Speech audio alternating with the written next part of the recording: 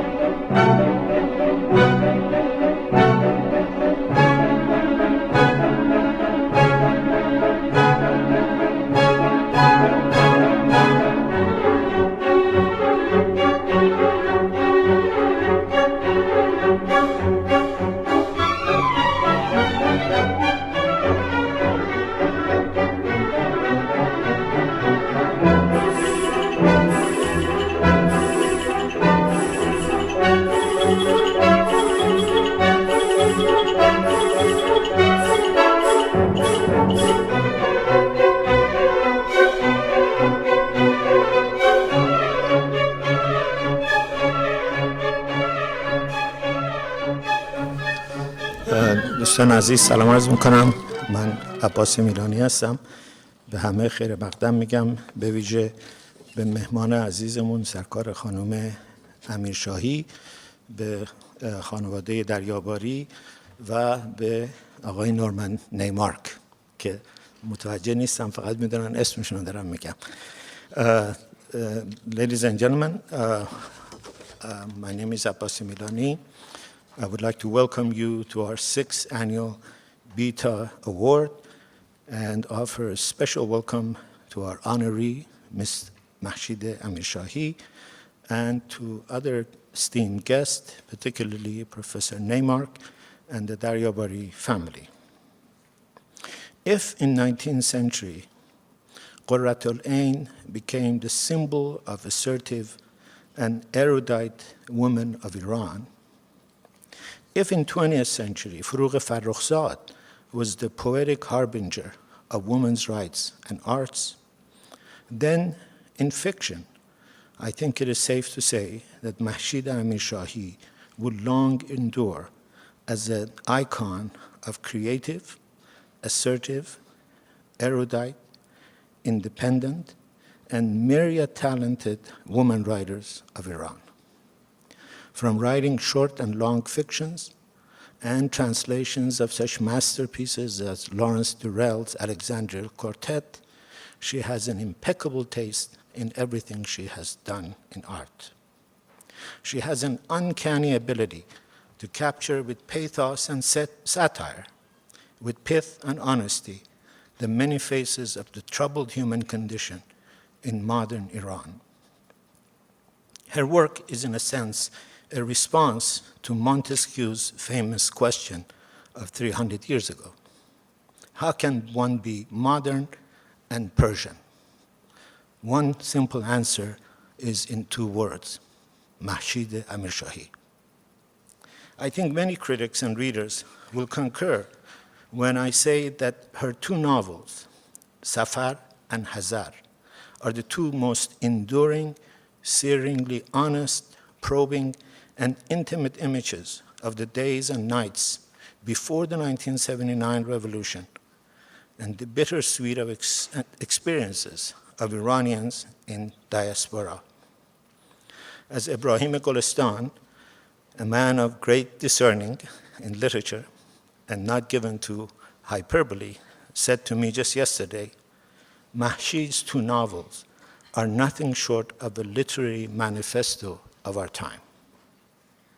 No brief account of her accomplishments and qualities will be complete if one does not also mention her fearless honesty.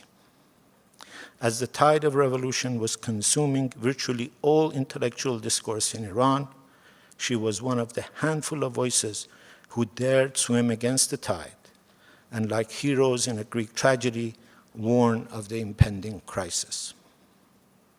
These many qualities have made her something of an institution in Paris, and in becoming an iconic presence there, she had big shoes to fill. Her mother, Mawlud Khanlari, was for a good part of the 20th century herself a towering intellectual presence in Paris and a tireless voice for democracy and women's rights. Aside from all of these literary qualities and accomplishments, Mashid is also what we in Persian call khosh qadam, That is, someone who has a bountiful presence. In the weeks and months since we have been preparing for her arrival, we have had some very great news in Iranian studies at Stanford. I want to share some of the most important parts of this news. Over the last 2 months, we have secured 3 major collections of papers. And I think once they are here, and we already have completed all legal aspects of it, we will be in a really unrivaled position for the study of modern Iran. The biggest collection is the Ardashir Zahedi collection of papers that cover his period of foreign ministry and particularly his last 10 years as Iran's ambassador to the US. We just signed an agreement. The papers will be arriving here shortly. The second collection of papers we have, which is also, I think, unique anywhere outside Iran, is the collection of Hushangi Golshiri's papers. Hushangi Golshiri, as many of you would know, is one of the best modern writers of Iran, and his family has donated his entire collection of papers to Stanford University. They are essentially here, except a few boxes.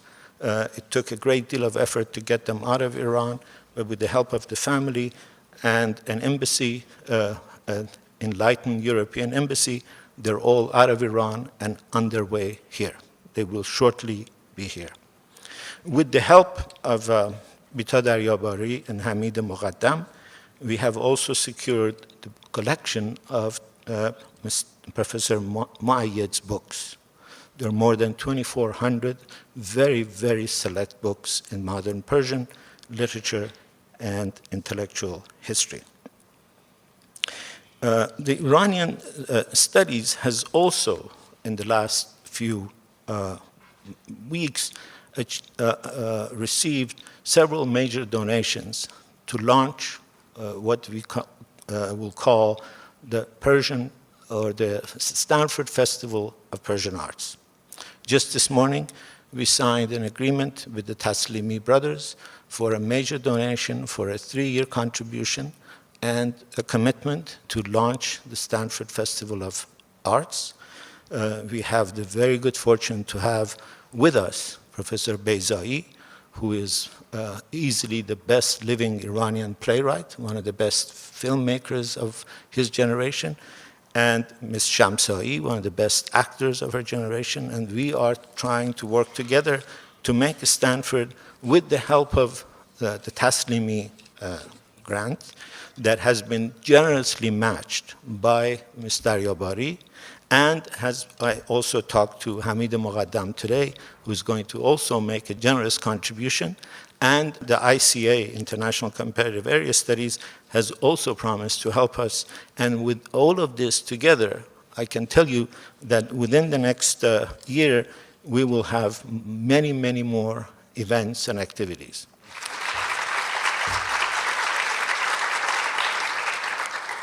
Last year, to give you a sense of what is coming, last year we had 38 events with 5,101 people participating. Our events have been watched on YouTube by 37,895 people. Our workshop on semiotics of Iranian myth by Professor Beizai was attended by 1,660 people. These are remarkable numbers for a program that did not exist at Stanford 8 years ago, and because of the vision of Hamid and Christina Muqaddam and the incredible generosity of Bita Daryabari, we have been able to do all of this. Before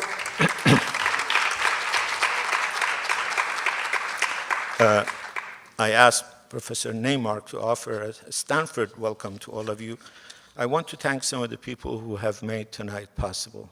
Those of us who have worked at universities know that while the faculty get the credit for running programs, the people to actually run the programs are program managers, associate directors, and people who work in offices. Our program could not have done what we have done, I can say with some certainty, without the infinite generosity, kindness, efficiency, congeniality of Pasang Sherpa.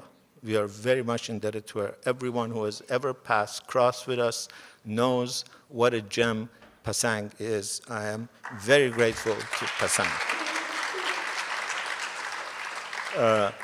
At least 3 people from International Comparative Area Studies, Joanne Kamantichi, Mark Rapaz, Maria Kelly, have been helping us in designing different parts of this program, designing the poster, designing many different components of what has gone into making tonight possible.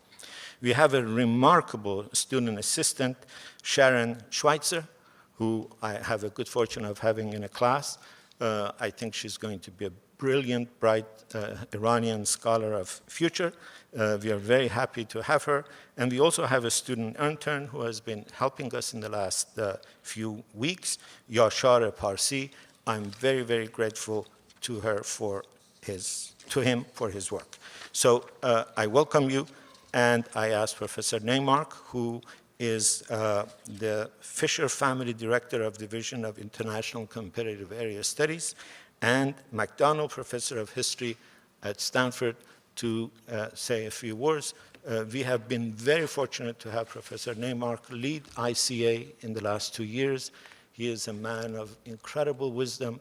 He has virtually led every institution at Stanford that I know of, and we are very, very fortunate to have him at a very critical juncture at ICA, and has been remarkably kind in his support for the Iranian Studies program.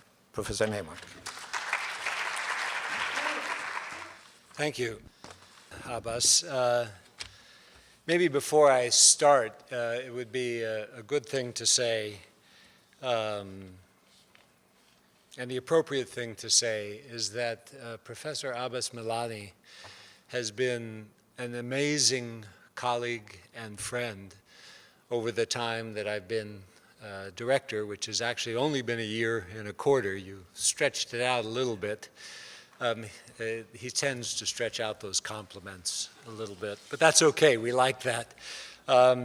He is an indefatigable organizer and promulgator of issues and problems, but also of culture and civilization of Iran, and represents you, that culture, that civilization on this campus in a way that makes all of us, whether Iranian or not, proud and pleased with what he does.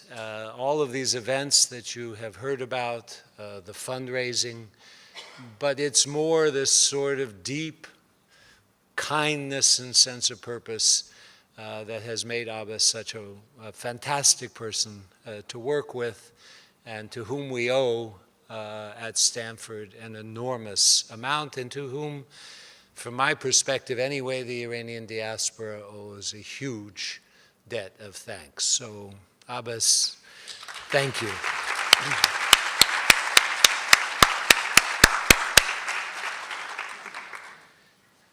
If only all my colleagues were as generous and genteel as Abbas. So it's my pleasure then, on behalf of Stanford University, on behalf of Dean Richard Soller of the School of Humanities and Sciences, who you may have seen up in one of these pictures, and on behalf of what is called the Division of International Comparative and Area Studies, we're soon going to be called Stanford Global Studies, by the way, to welcome you all here to this wonderful event, the awarding of this year's Bita Prize for Persian Arts. I had the distinct pleasure and good fortune of attending the event last year of the awarding of the Bita Prize, and was deeply impressed, I have to say, by the spirit, the sense of belonging, and the dedication of the Iranian American community to its culture and civilization. Abbas has given me regular reports about new donations to Stanford Iranian Studies, which is testimony to the success of that program, not only in the amount of giving, but the sheer number of people who've been involved. We owe much of this success to the vision of Hamid and Christina Moghadam, who provided the foundational gift for our center, and of course, to Ms. Bita Daryabari, who is here tonight and who we are very grateful for this event. Not only Bita's endowment, but her continuing and ongoing support of special projects has been essential to such efforts as this new Stanford Festival of Persian Arts, which Abbas has told you about, and a major exhibit of Iranian art, which will soon be shown at the Stanford Art Museum. Now, those of you who were here last year celebrating the work of the Iranian architect, Professor Seyhoun, know that this was an entrancing and beautiful program. And I'm sure that this year's winner will be no less impressive, and is certainly no less impressive in her accomplishments and contributions. Too often, our image of women in Iran is reduced to overly simplified images that are presented to us in the media. Tonight, we have an extraordinary artist with us who defies these kinds of stifling, in some ways, stereotypes. Mahshid Amirshahi, who I've had the pleasure to chat with briefly and can see that she too is an immensely cultivated and interesting artist. So please join me now in welcoming Ms. Bita Daryabari to the stand. It's her love of culture and literature that has made this event possible, and she will introduce our honoree. Bita.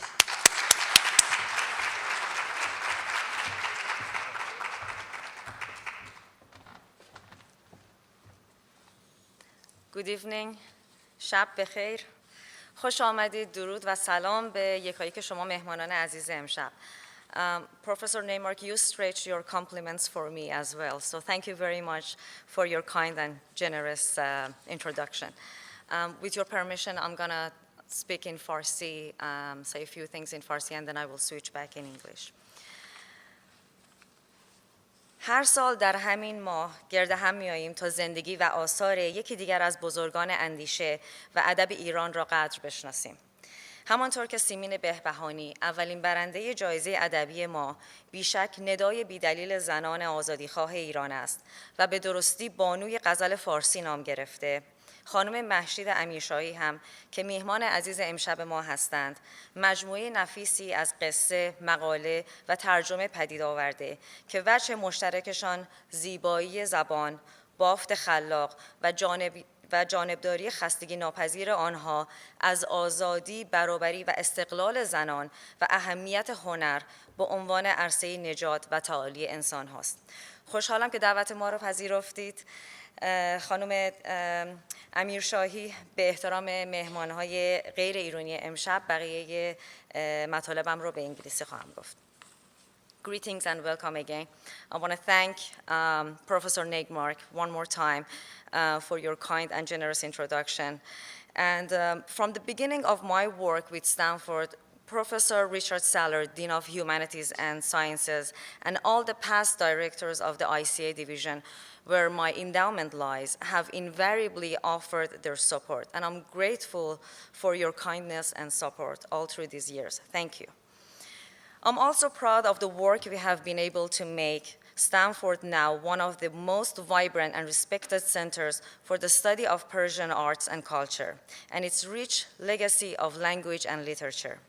The report we just heard from Dr. Milani shows that the efforts I and Hamid and Christina Muqaddam have begun has the support of a whole array of generous and dedicated actors, philanthropists, and statesmen from all over the world.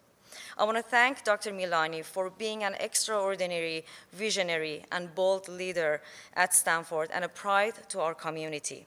I also want to thank Pasang for organizing, planning our events, and thank you both for the care and love you bring into the Iranian studies at Stanford. Also, in recognition of all these accomplishments, I would like to announce that I have agreed to help launch the Stanford Festival of Persian Arts and a second annual Bita Prize. And this one is set aside for young artists in the early stages of their career. I had the privilege and honor to meet many young Iranian artists through Adopt the Arts Foundation in LA last year, and also had the opportunity to work with a young artist here, Miss Leila Vakili, who is the director of the Artist Relations at Farsi Quality Center. And every year, she brings the artwork of many artists to the Pars Gala, introduces them and their work to the community by asking them to participate in our silent and live auctions. Therefore, I know everybody agrees that our past 5 Bita Prize winners, and certainly our esteemed recipient of the award this year, have each been iconic figures in their fields. We want to also help encourage and support the work of younger Iranian artists. And our first Bita Award for young artists will be given this coming March in 2014. Now I want to thank Ms. Mahshid Amirshahy for accepting our invitation to be the 6th winner of the Bita Prize in Persian Arts and Letters. And a quick look at our past winners confirms that they were each luminary in their fields, and this year's winner is no exception.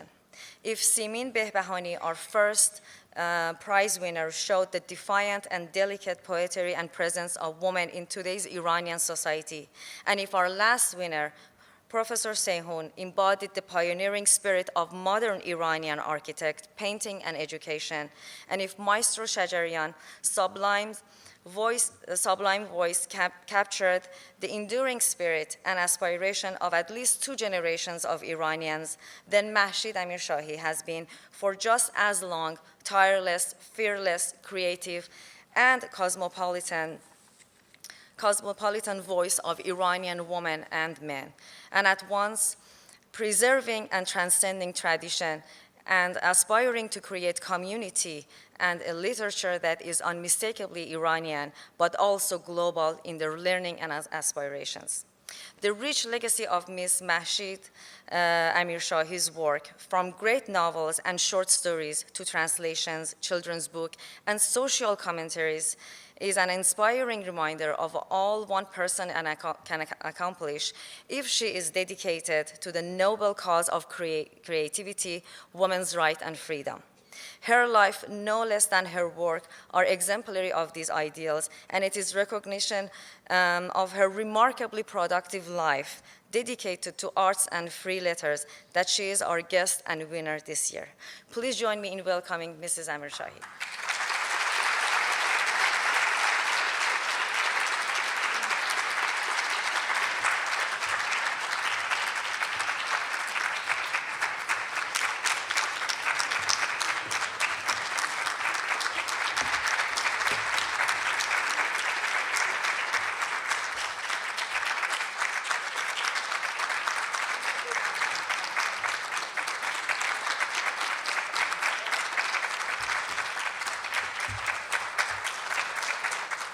Ladies and gentlemen,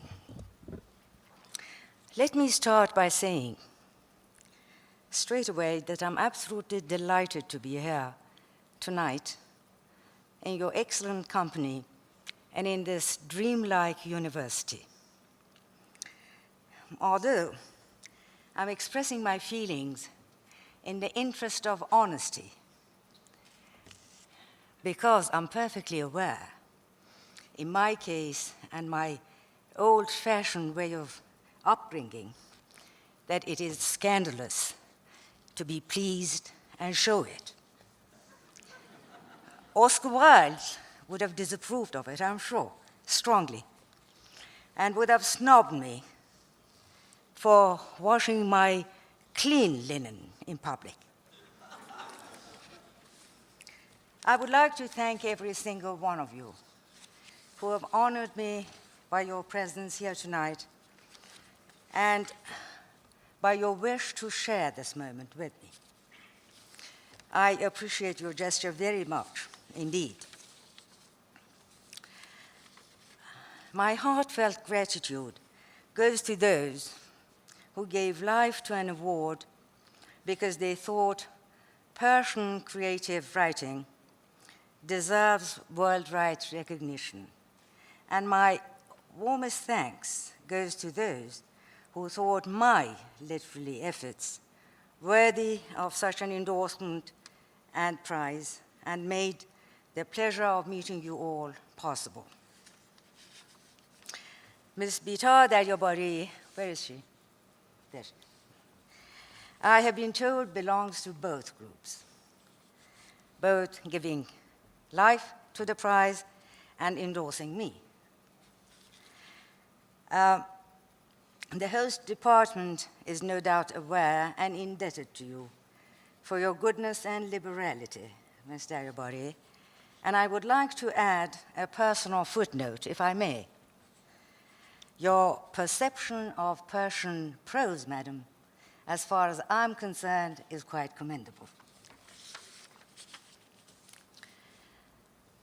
Dear Professor, by receiving me in this hall tonight, you have imparadized me in both senses of the word.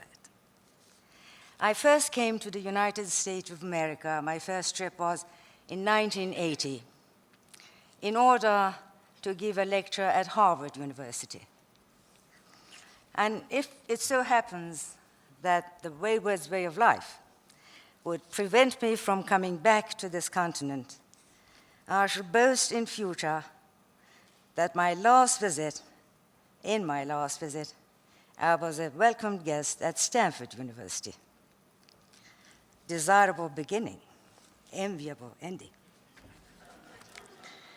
Now, before thanking the staff and members of the Iranian Studies, particularly Ms. Basang Sherpa, who going out of her way to do everything possible and sometimes improbable to make me feel at home, so far from home, I would like to beg of you, ladies and gentlemen, to bear in mind that if, or rather when, in this gathering and during my talk, you feel tired, disappointed, or any other untoward feeling, blame Abbas Milani for it and no one else. He was the one who contacted me, cajoled, charmed, persuaded, even bribed me to come over. His bribe, by the way, was a promise to get Shajarian to come to this meeting. A prospect where a journey to the end of the world, I would say, wouldn't you? He's not here, it seems. Hardly anyone else could have coaxed a lazy old woman lost in the jungle of her books and papers, attached to her 20 minutes walk per day, used to her pillow, in short, slave to her routines, to break the monotony of her unrushed provincial life, to come into the whirlwind of one of the liveliest spots on earth. Many thanks, sir, for everything, particularly for that beauteous introduction we just heard. As the acceptance speech is first and foremost an expression of gratitude, I could spend the remainder of the time, say another 10 minutes or so, which will mercifully bring us to the end of my talk, thanking those absent and unnamed friends who have, in one way or another, helped me to be here tonight.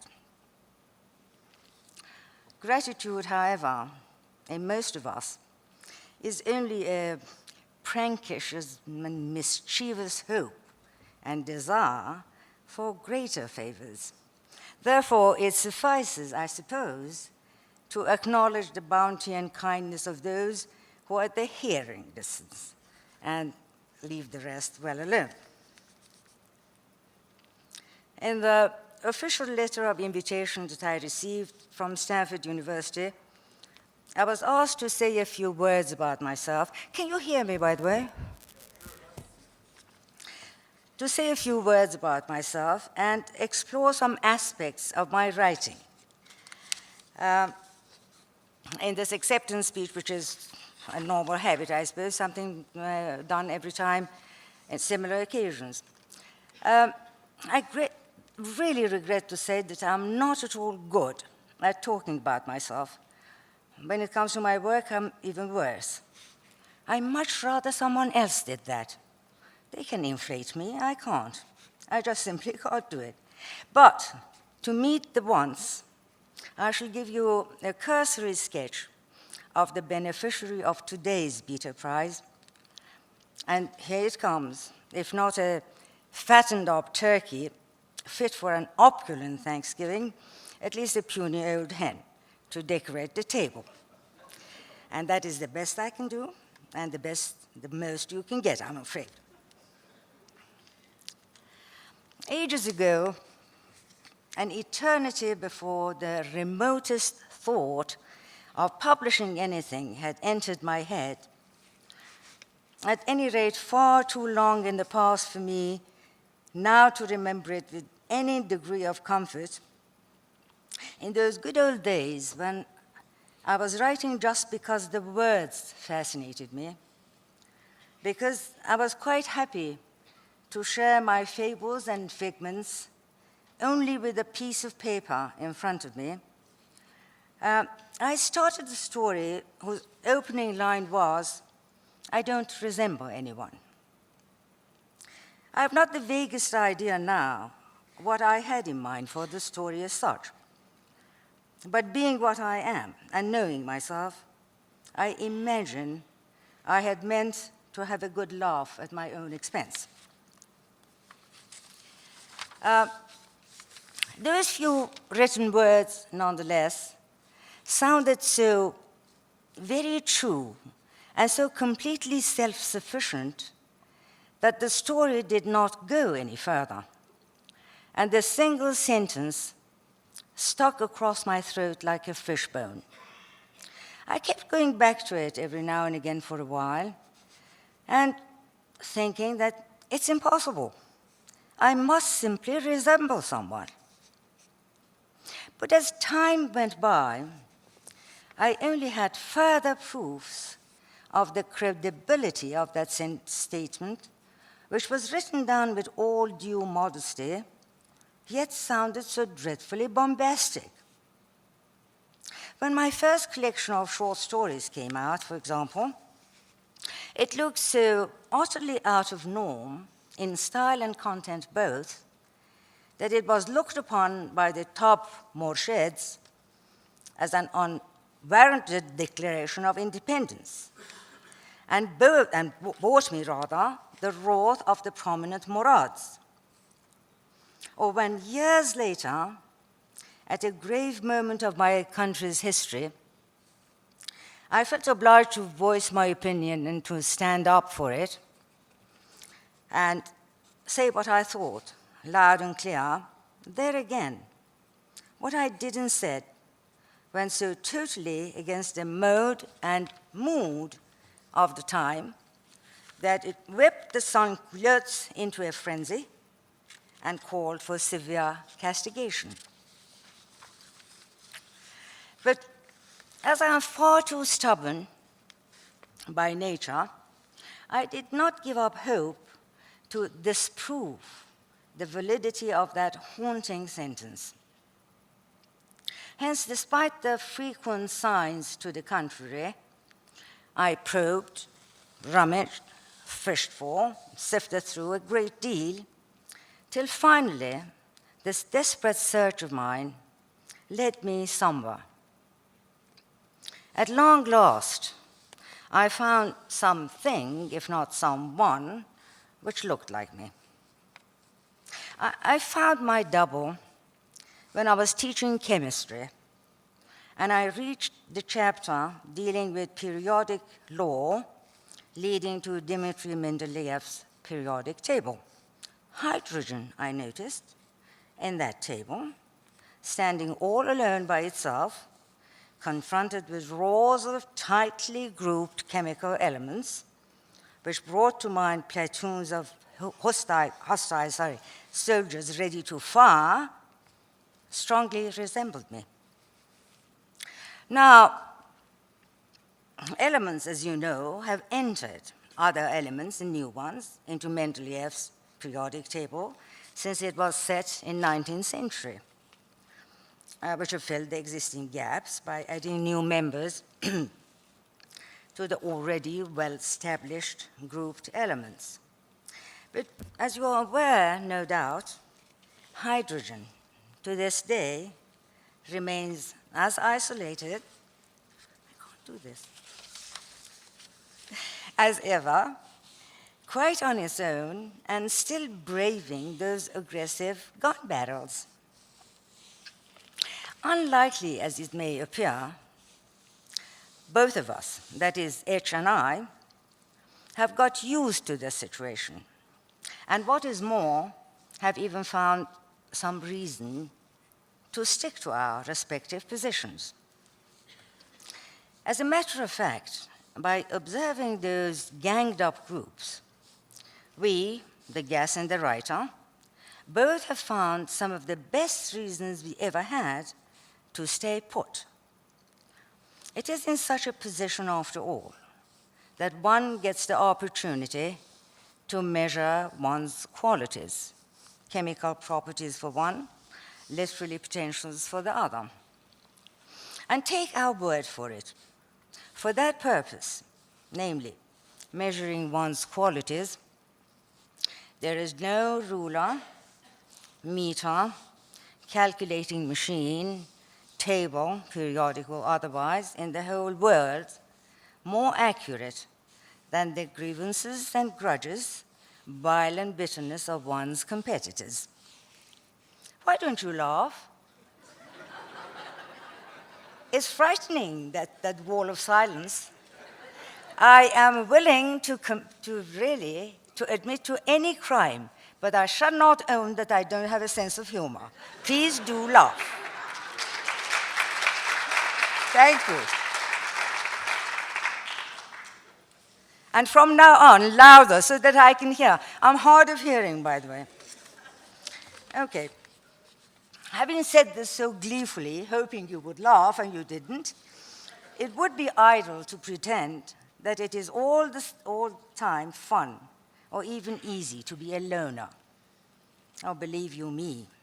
To begin with, if one doesn't belong to any group, club, party, or gang, and what is more, keeps going against all current artistic and political fashions of the day, let's face it, one better says goodbye to celebrity.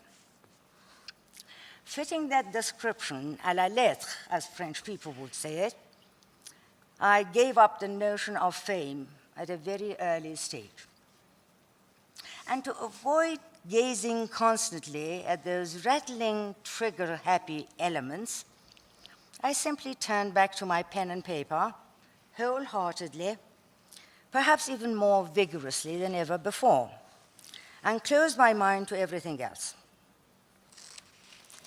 Now that I'm back behind my desk, so to speak, I might as well begin at the beginning. I was entrapped and tantalized by literature when I first learned the alphabet and wrote my name down. There and then,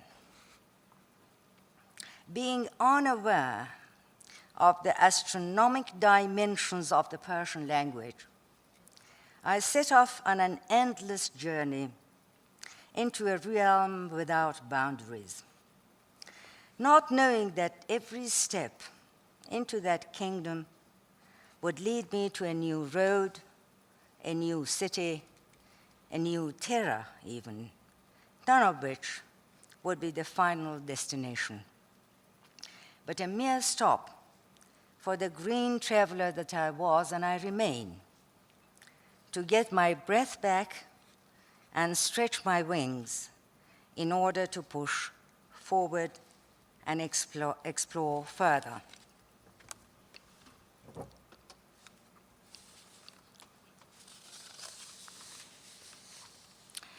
In this never-ending wanderings, one is bound to acquire certain habits. And perhaps here is the appropriate moment for me to confess to some characteristics of mine and mention a few things that preoccupy me in writing just as well as in daily life. The list is longish, obviously, but I believe a shortened version would be amply sufficient to give you a general idea about the person who is going to wear the Bita Prize as a colorful feather in her cap from now onwards. Allow me to toot my own horn straight away by alluding to two characteristics which have been attributed to my person and my literary efforts both by certain critics, and I am vain enough to think they've got it right. They believe, A, I do not have a herd mentality. B, I do have a combative nature. Not having a herd mentality prevents me from being dazzled by the glittering ideas that have some momentary attraction for too many, and thus, I imagine, saves me from falling into the number of pitfalls. And having a combative nature pushes me to look for, indeed forces me, I'm inclined to think, to go after justice for people, regardless of the station or sex, race or religion. I have, on the other hand, an aptitude considered reptilian by some to expose false attitudes, and an appetite regarded as feverish by a few to learn what I can from sources in the process of disappearing or not readily available. These unsavory characteristics of mine, together with the unsystematic and hugger-mugger way of going about things, as you can imagine, have far from endeared me, to put it mildly, to a number of people, and have certainly muddled up more than one observer. My objective, needless to say, has not been to confuse people, still less to make enemies. However, one cannot but notice that this particular brand of aptitude engenders animosity, and that kind of appetite breeds confusion, practically nothing else. Here you have it, the pure and simple truth in a nutshell, except, of course, that the truth is never simple and rarely pure, as we all know, only too well. Now, let's get down. Please laugh. I think it's my Oxonian accent that puts you off. I'm almost positive. I don't know what to do about it, though. That's the way I talk. Now, let us get down to a few samples of my preoccupations. Individual stands high and mighty on top of the list, and almost immediately afterwards comes the notion of holiness. I'm fascinated by and strongly believe in infinitude of the individual, and I'm bound by it. As for the notion of holiness, I maintain that there is precious nothing under the sky or above it, in hell or in heaven, sacred enough not to talk about, to write about or to laugh at. Uniformity is another among the things that preoccupy me, simply because it bores me beyond words. I think Graham Greene abhorred boredom as much as I do. I believe that he once went to a dentist and had a perfectly healthy tooth pulled out to overcome his ennui. I overcome mine by diversifying my activities. In my literary life, which concerns us today more than other aspects, I have tried my hand at various branches of literature to avoid the tedium of repetition. I have translated books, for example, by authors who have practically nothing in common with one another, or written a variety of short stories which vastly differ from one another. The same goes for my essays, articles, satirical pieces, literary critics, novels, etc. And finally, I would like to give a prominent place among my preoccupations to the profound and genuine respect I feel for my readers. I must at the same time hasten to add and stress the fact that respecting my readers does not mean that I look outwards to find out what they expect of me, but rather inwards to discover my personal voice and vision to present to them. And it is precisely the combination of this preoccupation and desire which makes me try to improve as I go along. Now, if uniformity bores me beyond words, as I just mentioned, I might as well complete the picture here by saying that stagnation or standing still kills me, shall we say, beyond hope of any kind of resurrection. I have therefore endeavored to better my work with each new book. And each takeoff for a new project, I have done my level best to fly just that bit higher than the previous time. To put it plainly, I have tried hard. For instance, for my second collection of short stories to be of a higher grade than my first, or my third novel to surpass the two preceding it, and so on and so forth. To achieve this goal, one has to watch and learn all the time, to search and discover non-stop, to read and write constantly, copiously, over and over and over again if necessary. Well, I've done just all that, and I believe only my readers, as final judges, could say whether all the wrestling and wriggling has been worthwhile or not. While I have been sweating through ups and downs of learning, searching, discovering, reading, and writing, mind you, the others, the elements, if you prefer, have been busy winning prizes. Hence, I had come to the firm conclusion that the only reward I could expect from cultivation of literature would be scorn if I failed and grudge if I succeeded. That is why, ladies and gentlemen, I am absolutely astonished to find myself in this prestigious educational center at this moment, receiving a splendid literary recognition without the slightest sign of a professional award winner to grab the prize in midair. Thanks to you all, I have lived in full bloom the space of one sunny morning, like a rose. Thank you.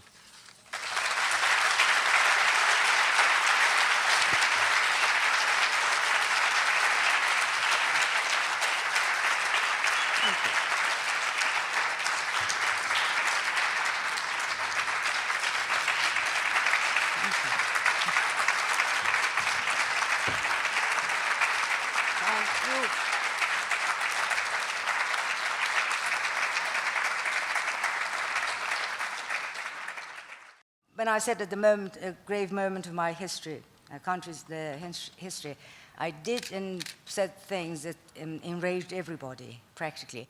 It was the article I wrote at that time, because the whole business had really,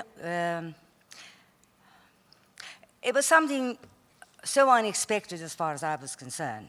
I couldn't stomach it at all, I couldn't digest it at all. And I was very surprised, particularly at the way our intellectuals behaved at that time, which I found it absolutely disgraceful. And I said as much.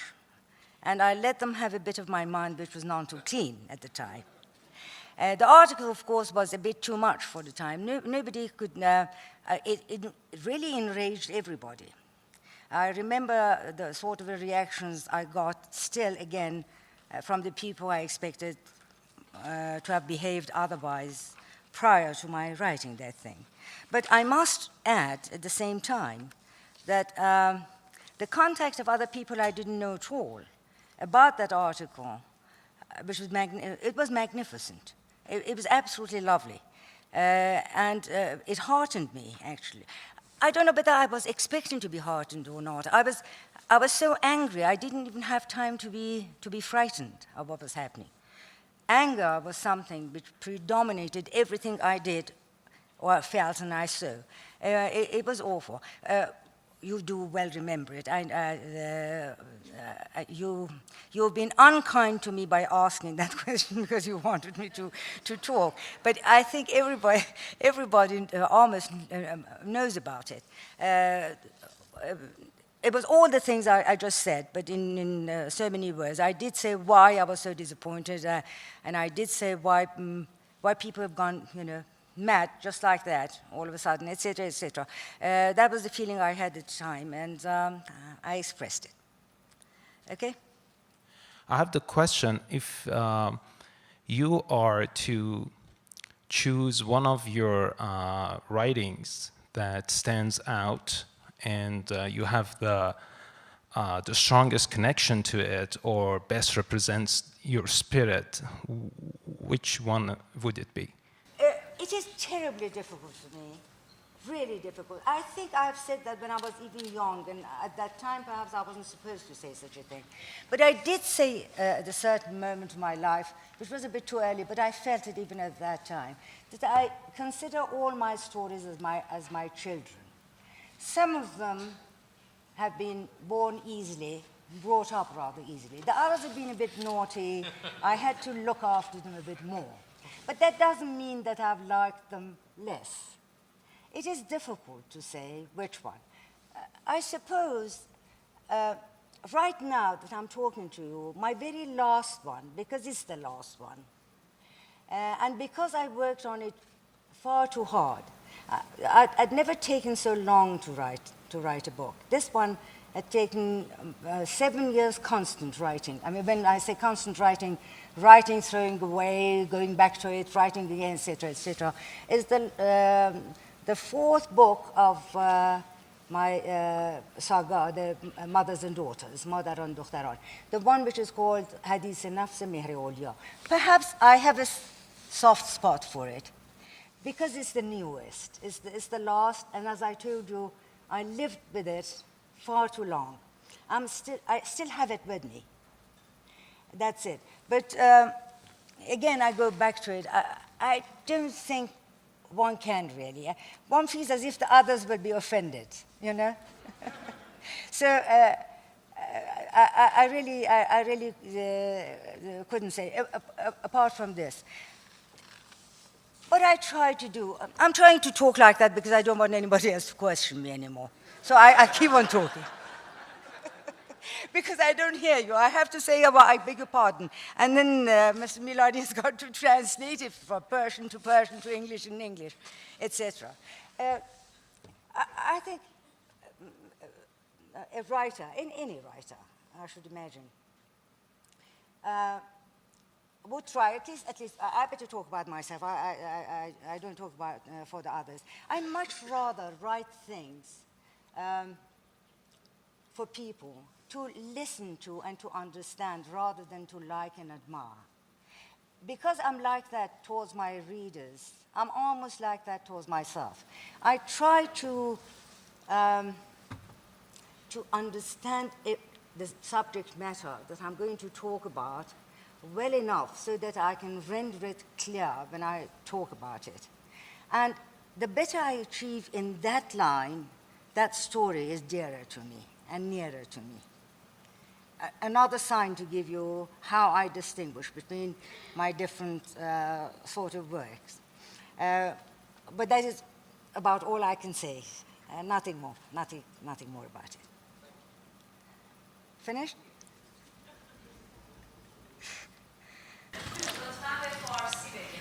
به فارسی بگم؟ به فارسی؟ چشم. With your permission, I've been asked to speak in Persian, if I may. با لذت هرچه تمام‌تر، چشم، حتما. یه مختصری تو همین صحبت انگلیسی که کردم، اشاره‌های مسخره آمیزی کردم که چطوری شروع کردم به کار. حقیقتش اینه که واقعیته. یعنی من کلمه جذبم کرد، فوق‌العاده زیاد. از وقتی شروع کردم کلمات رو شنیدن، نوشتن، متوجه شدن، یه رابطه خیلی خاصی با کلمه درست پیدا کردم. به همین دلیل یه انبانه غریبی از لغت توی ذهنم هست. متاسفانه با پیری خیلی هاشو دارم از دست میدم، چون حافظم رو دارم از دست میدم، ولی اینا میمونه تو ذهنم. اشاره کردم که بعد اینکه الفبا رو یاد گرفتم و اسمم رو نوشتم شروع شد. و اینو بخوام اضافه کنم، من وقتی اسمم رو نوشتم به نظر آمد خیلی شبیه خودمه. وقتی تونستم بنویسم اسمم. و یادمه که به تایم گفتم که عزیزترین آدم بوده تو زندگیم. بهش گفتم که میگفتم بهش ممه. گفتم ممه جان ببین این اسم این شکل منه. گفت وای نه تو خوشگل‌تری. این جوابی بود که بهم داد. ولی خوشگل‌تر حتما نبودم. اسم من بودم، شکل من بود، خودم بودم. این رابطه با کلمه بود و حقیقتم اینه که وقتی شروع کردم، من فکر نمی‌کنم کمتر کسی وقتی اونقدر جوون شروع میکنه اصلا جرأت اینو داشته باشه که فکر کنه یه روزی میخواد بنویسه به صورتی که بخواد چاپ شه. ولی می نوشتم و یه چیزی بهتون بگم که حیرت خواهید کرد. نوشتن برای من از وقتی نوشتم به آسونی حرف زدن بوده و اونا که میدونن من چقدر حرف میزنم میدونن این حرف یعنی چی. اینطوری شروع شد. شروعش این بود. راضیتون کرد یا سوال یا جوابتون ندادم. در مورد سابقم و سوابق کارم، سوء سوابق من زیادتر از سابقه دارم، ولی میشه از بعضی‌هاش صحبت کرد، البته از بعضی‌هاش هم نه. ولی به هر حال وقتی آدم میرسه به سن من، شما خیلی جوان، احتمال میدم مثلا جای نوه من باشین، نه فقط دخترم، جای نوه‌م. سخت آدم برگرده بخواد از بچگی، آدم انتظار داره همه شما بدونین این خانم کیه، چی کرده.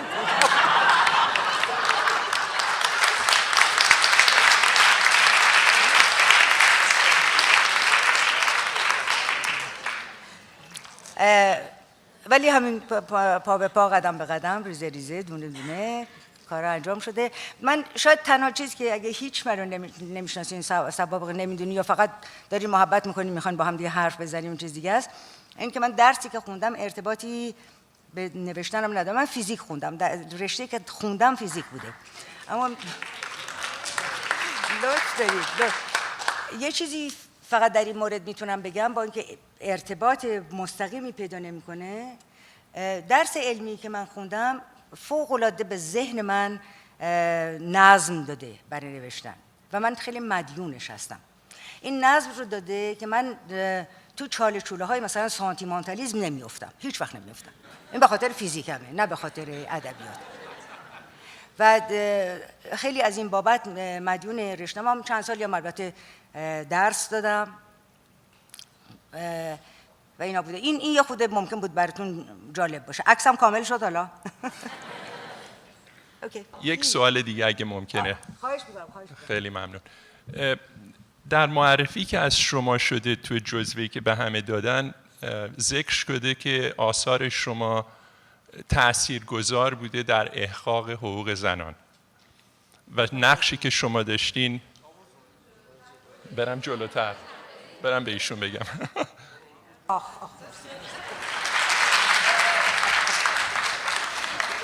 من سوالی که دارم اینه که در معرفی که از شما شد راجب Okay, so in the introduction that was made, there was commentary that you stand for the rights of women, that before feminism was ever introduced, you're associated with that. What I would like to ask you is whether you agree with that characterization, number one, and second, whether you feel, if in fact that characterization is accurate, whether you have been effective in what you've set out to do with your writing in enlightening and raising the station of women. An excellent question, thank you so much. I have never personally considered myself as a feminist. I have never said out loud that I am a feminist. But what Mr. Milani just said, and you refer to it quite correctly, said before that notion existed, or at least we were familiar with it. Am I right? That I can't judge. It's for them to judge. I don't know what I've done. I know I'm a woman, not because you see me that I'm a woman, but I feel as a woman. I've always felt as one. I'm very proud of being a woman, in every respect. Whether these are slogans, feministic one or not, I don't know. Quite honestly, I don't care. This is exactly how I feel. I have given my best to my women characters in my books for one reason, because I know them better. I know exactly I can guess their reactions better, sooner, and I can capture it. I can check it with my own feelings and then give it back to my readers. To give a fuller answer to what you asked, I have one story which is called Meh Darre ve Garde Rah. The mist of the road, I'm translating it rather, and the dust of the road. The mist of the valley and the dust of the road. In that story, I have, the story is almost divided into two parts, equal parts. The first part is a woman who feels, a woman and a man are coming back from a trip to the Caspian Sea. The first part, the woman is thinking, because there's been a sort of a quarrelish sort of a atmosphere between them. The second part is the man who is thinking. The only punctuation is the signs of the roads. But you'll see the moment they want to get nearest to one another, the moments that they're furthest away from one another. That is the theme of the story. But it was something else I wanted to come to. For the first part, when I was writing the woman's feelings, I was almost sure of what I was doing. The second part, and that's one of the stories I wrote and never changed a word of it afterwards, but I checked with at least half a dozen man friends or boyfriends of mine that, would you do this if I did that, or if somebody did that, or do you think this is a rush? At moments, perhaps, I wasn't all that sure because I was thinking through. I can describe a man quite well, his behavior quite well, just as well as a woman. But when I go into his mind, I'm not all that close to him, perhaps, at moments. But I've been very fair in that story, extremely fair.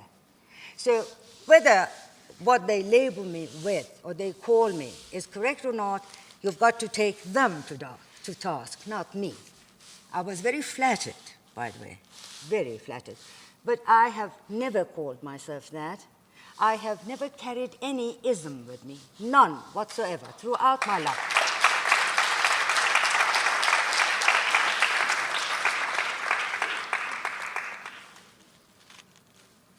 I'm warming up to it. Any more questions? Thank you very much. I thank you. Thank you so much.